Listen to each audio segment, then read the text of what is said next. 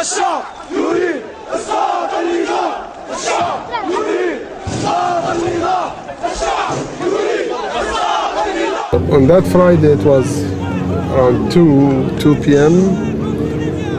The people came from the center of the city.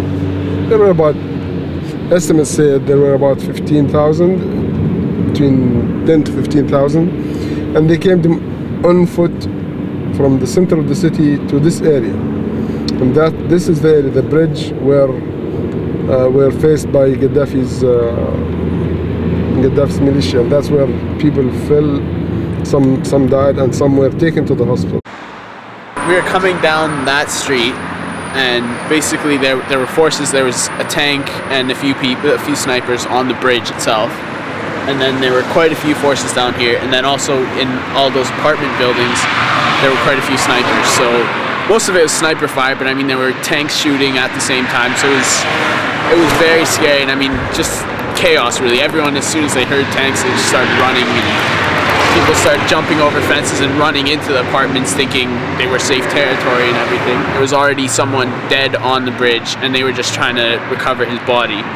And these were just like sedans. We're opening their trunks, and they had 4 or 5 guys sitting in the trunk, and then they would carry the guy's body in their arms.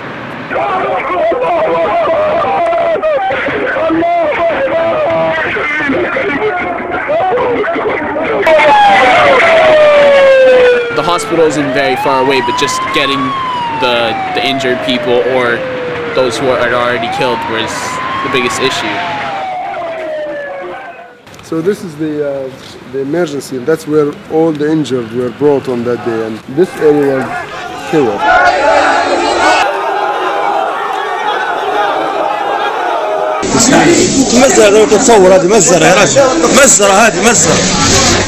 A journalist was asking what kind of injuries these people had, and he asked me if it was rubber bullets, and I said, are you joking? I mean, it was very evident that these were real live bullets, and we are not talking about bullets. Some of them were anti-tank and anti-aircraft rockets used against humans, against people.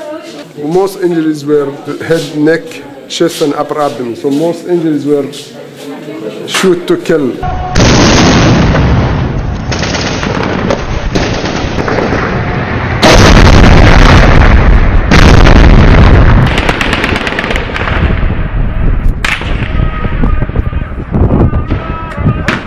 He was in the Martyr Square clinic. He was treating the freedom fighters. The clinic, yes, it was in the mosque, and the mosque was attacked by the militaries of the Gaddafi regime. I saw the videos that was taken by the soldiers themselves, and it was terrible feeling. Maybe I cried, I think, at that time. It was a terrible feeling. How can they celebrating when they broken down the mosque? They are Muslims. I don't know how they do that. I can't imagine. Something unbelievable.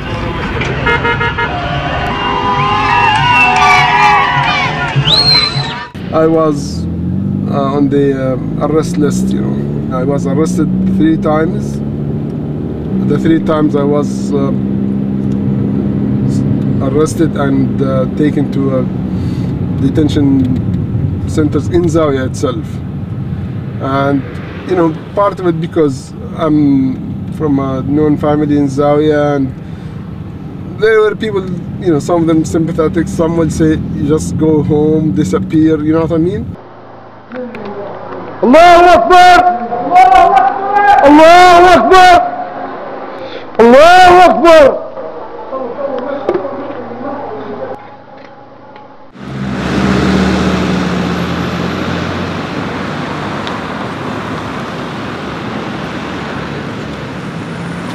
This is the site of the mosque. This is where the mosque used to be. In this corner there used to be the clinic. In this corner. Az Zaiwyah will rebuild this mosque, no doubt about it. During the uprising, the March uprising, of course, there were martyrs who were killed here, so they were not taken to the hospital. They were buried in the square. And when Gaddafi troops took control of this, they exhumed them, exhumed them with bulldozers.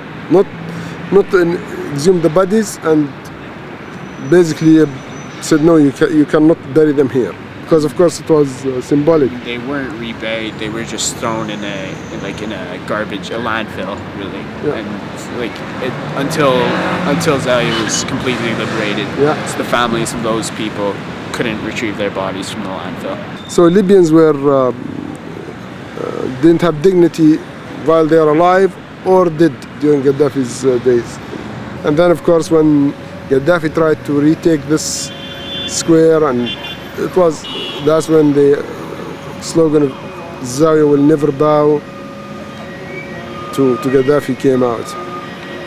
Zawiyah will never bow. Zawiyah lan tanhani.